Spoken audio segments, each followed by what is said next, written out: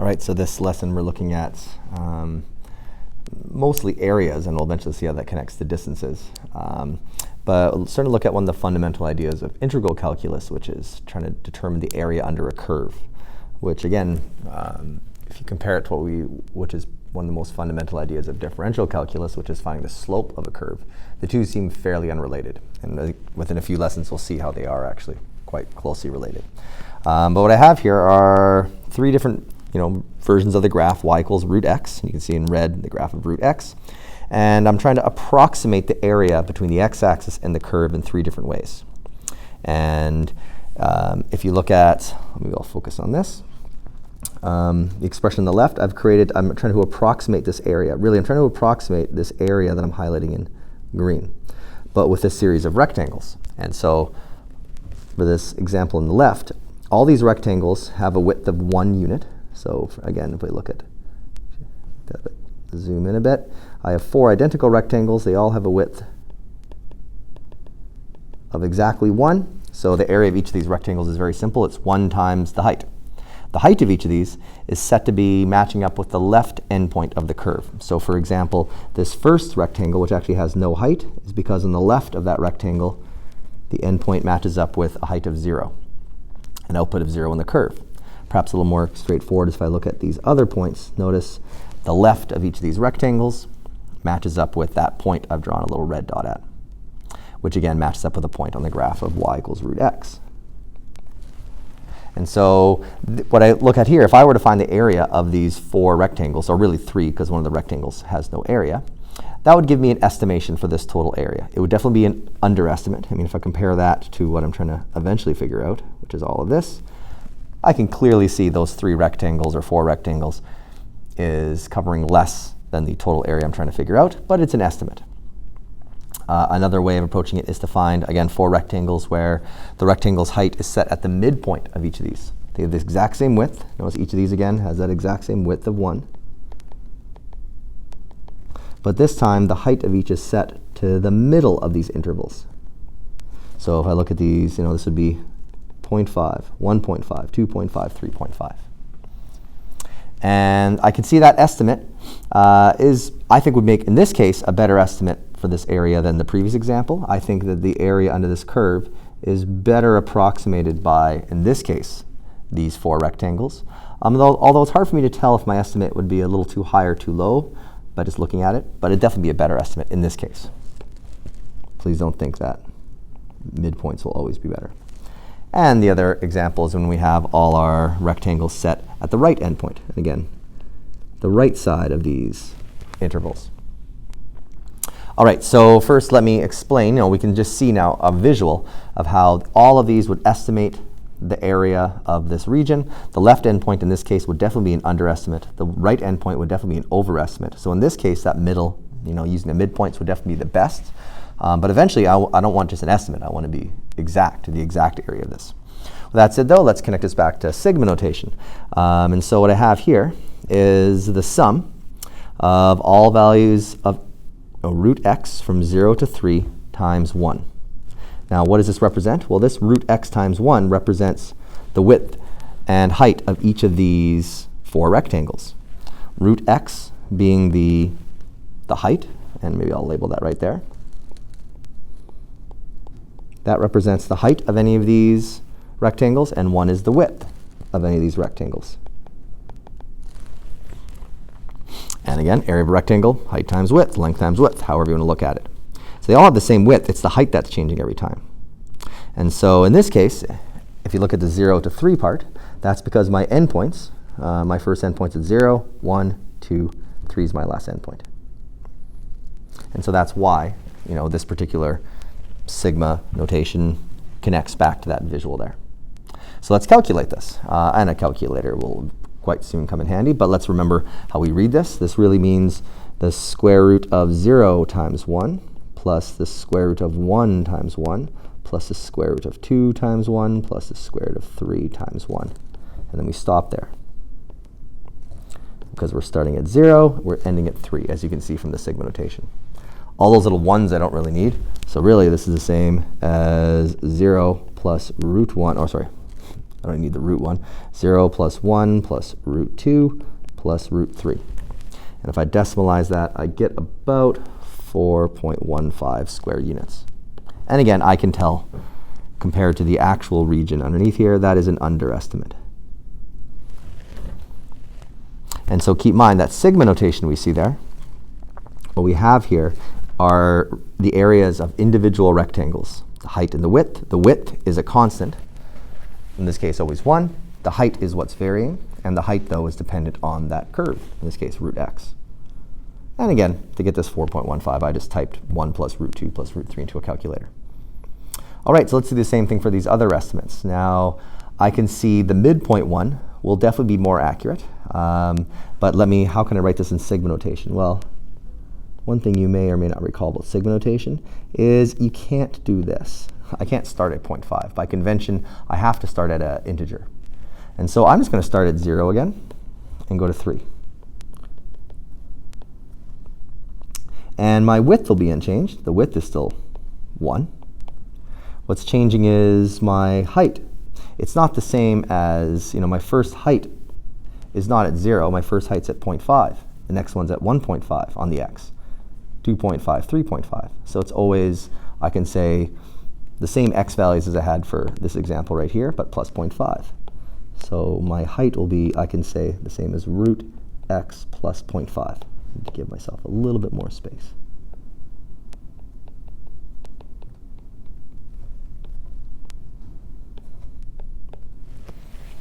And again, what I've just highlighted in yellow there, that represents, again, the height of any of these individual rectangles.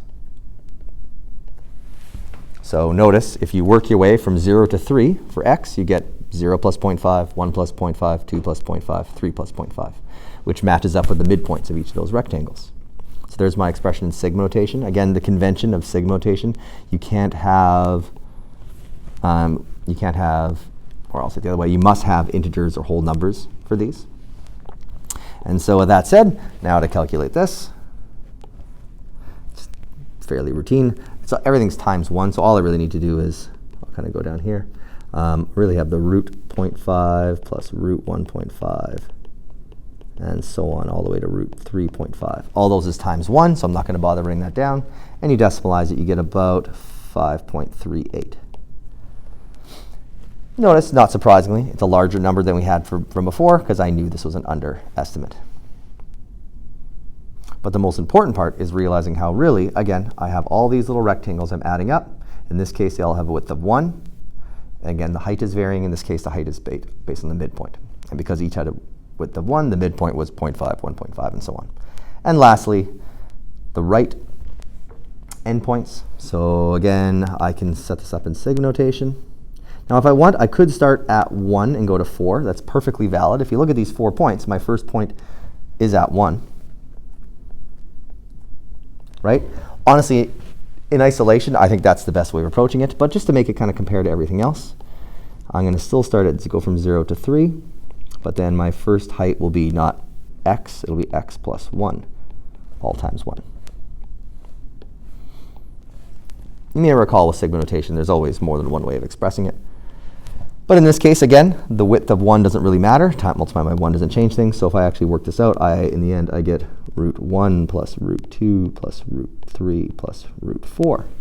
Those are the heights of those 4 rectangles. All times 1. Without a calculator, 1 plus root 2 plus root 3 plus 2, decimalize it, get to about 6.15 square units.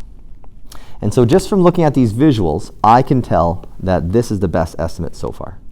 I can tell that 6.15 is an overestimate. If I can look at that visual compared to what I'm trying to figure out, I can clearly see that's an overestimate. And I mentioned before, this 4.15 is an underestimate. So what would make this better, though? Even if we're still estimating, how can I make these estimates better? Well, what if I have more rectangles? I mean, 1 is a lovely number, a width of 1. It's a nice number. But if I had more rectangles, I could approximate that area better. And that's what we see in this next example. Same idea. The curve you see is root x. But this time I have 8 little rectangles based on midpoints. And so each of these rectangles, here's 1, 2, 3, and 4. I can just see quickly, by having 8 little rectangles, the area of this region compared to the area of these rectangles, the two are getting closer and closer. I can actually see that this particular estimate of these 8 rectangles is probably going to be a little bit larger, but it's getting pretty good. So how can I approach this? Well, in this case, let's just calculate that let's find that estimate. And so how can I find this estimate? Well, if you look at the diagram I gave you, I can see each of these rectangles is from the midpoint. But again, this is 1/2 right here. This is 1.5 right here. So these midpoints are at 1/4, 0.75, 1.25, 1.75, 2.25, 2.75, 3.25, 3.75. Those are my, those are the heights of each of these rectangles. The square root of each of those values I just said, because those are the x values we're looking at. And so to find the area of these 8 rectangles, I need to take the square root of each of these x values, 0.25, 0.75, or really I need to find the height of each of these rectangles, but then multiply by 1/2, not by 1, because each rectangle has a width of only 1/2.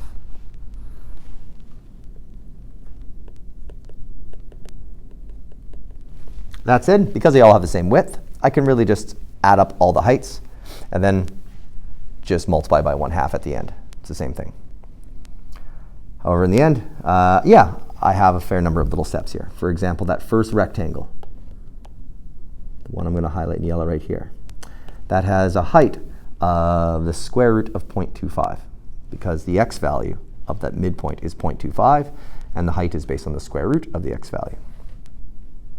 And so, if I want to find this total height or total area, I'll say it's going to be root 0.25. And again, I could go times 1/2 and do the same thing for every single one. The next one would be root 0.75 times 1/2. Or what I'd rather do is just add up all the heights and then multiply everything by 1/2 at the end. So I get the square root. Actually, give myself a bit more space. So 0.25 plus root 0.75 plus root 1.25 all the way up to root 3.75.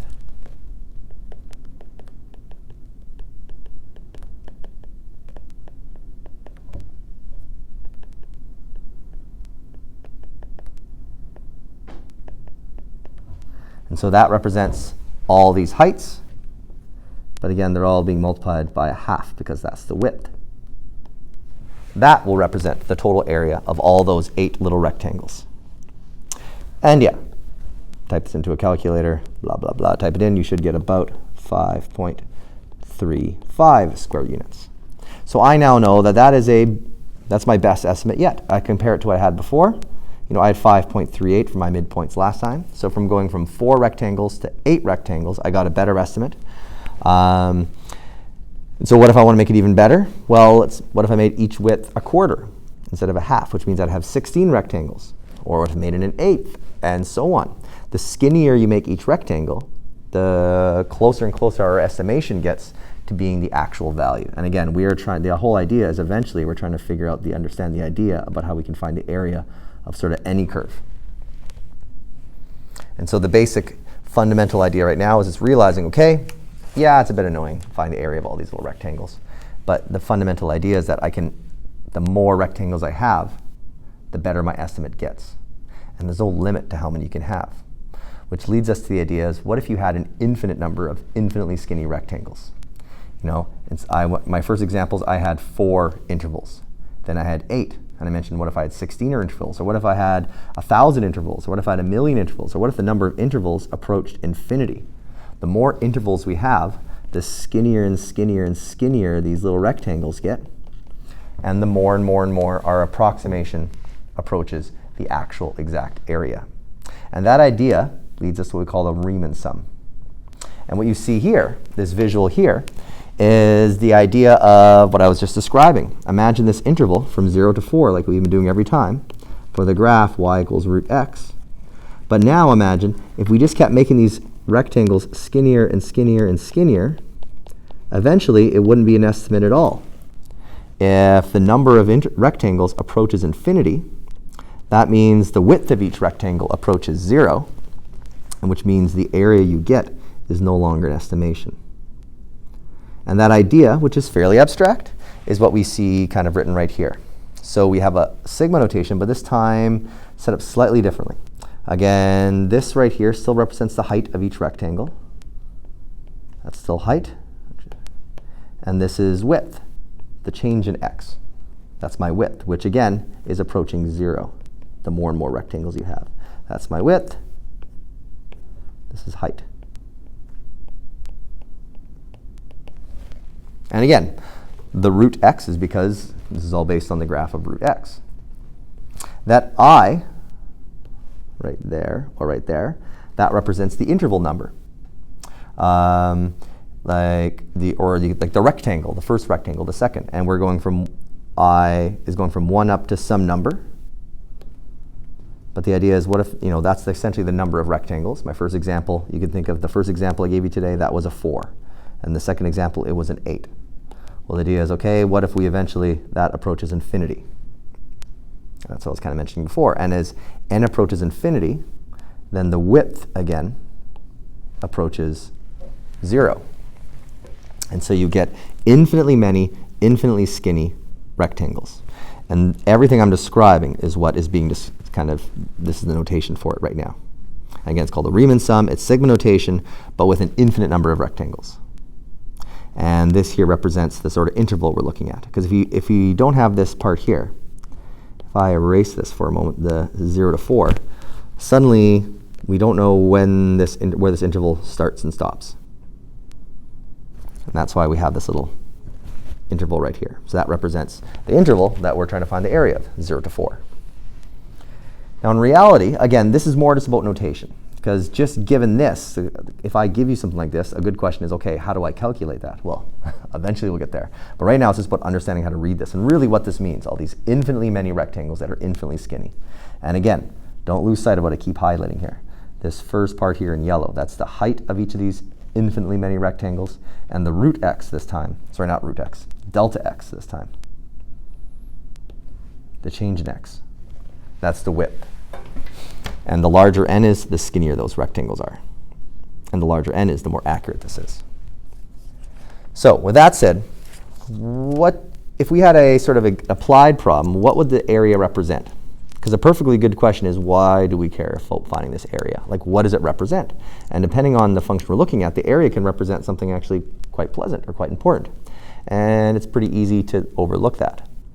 So before I move on, again, with this Riemann sum here, the main idea is just understanding how to read this and what it's kind of describing. In terms of actually calculating it, we won't get there for this lesson. So with that said, here I have a graph showing you the velocity in meters per second of someone driving a car for 30 seconds. And these little points are every 5 seconds. So we can see at time 0, they had, that's the moment they hit the accelerator. That's the instant they hit the gas or whatever. 5 seconds later, their speed was 8.06 meters per second. 10 seconds after the start, 11.94 meters per second. Again, and so on. So that's what this is showing you. Okay, the velocity every 5 seconds. So what I want us to do is use the method of right endpoints to estimate the area under the curve. And then, what does that area represent? All right, so method of right endpoints means I want to create a bunch of rectangles. I'm going to go with rectangles that are 5 units wide, just because that's what our data is given to us. And so if I'm using right endpoints, for example, my first rectangle will look something like this.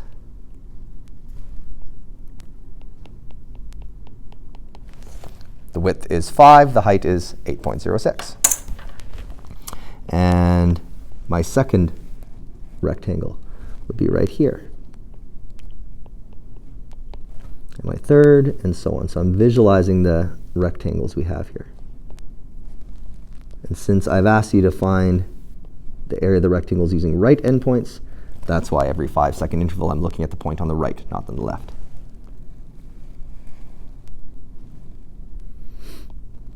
And so, well, that was a pretty bad line there.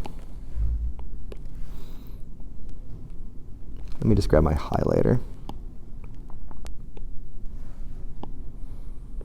So if I just look quickly without doing any calculations at my, 6 rectangles, I can see pretty quickly that the estimate I'm going to get is going to be an overestimate.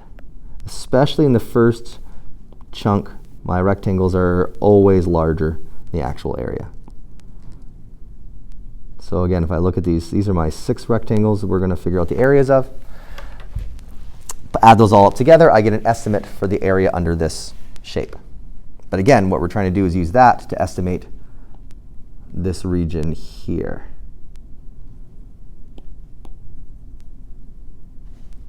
Right? Representing estimate of that region there. It's a lot of highlighting on top of highlighting, so let's just stick with this.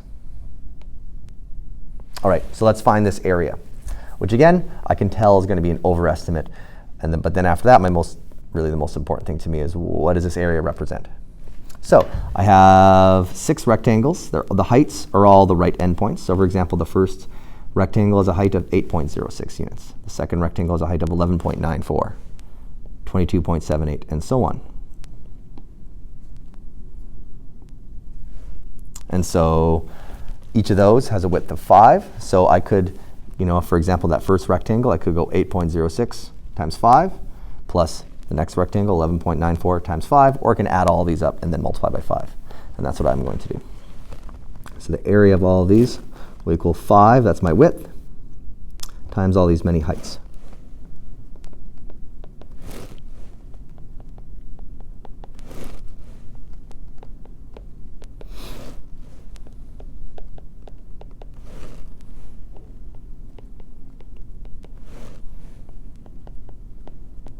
All right, those are all my heights times the common width of 5.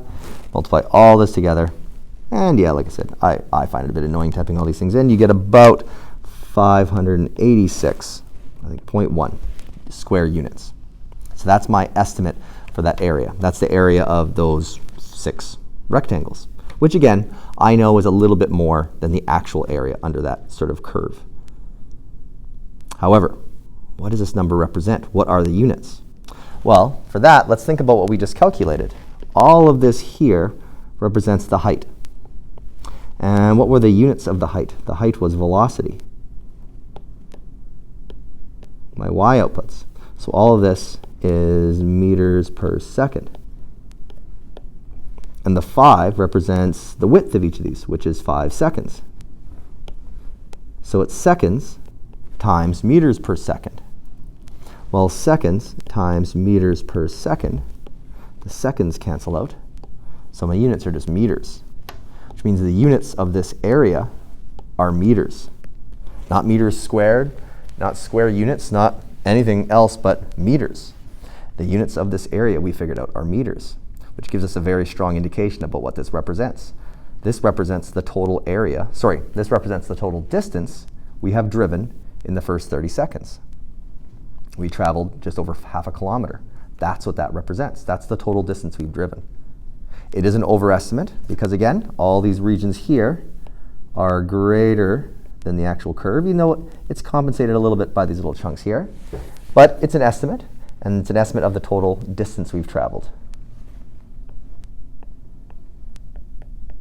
So this represents the total distance traveled, or total displacement, I'll say,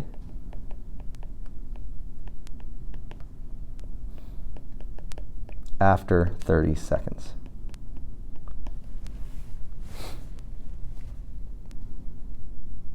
And it's not a coincidence that we were looking at a velocity function, and when we found the area underneath it, we got displacement. And if you go this way, velocity is the derivative of displacement. We've seen that many times earlier in the course. But now we're starting to go the other way. As we saw, and again, you may have already realized this, but displacement is the antiderivative of velocity. And so we will start to see how derivatives and antiderivatives come back into play with this. Even though right now it seems like we've kind of gone off topic, just all these rectangles are adding up. All right, so with that said, before I finish this off, let me do one thing that I don't recommend you do in your notes. But I should say as well, if we're trying to estimate this area, because in the end, I'm trying to estimate this area under this curve, I don't actually need any complex math. If I break these up into some triangles and rectangles. Then I could get the exact value. It would be fairly annoying. There's a lot of rectangles and triangles. But then I'd get the exact value for this particular graph. However, again, this estimate here is good enough for now. All right, and that's where I'm going to stop.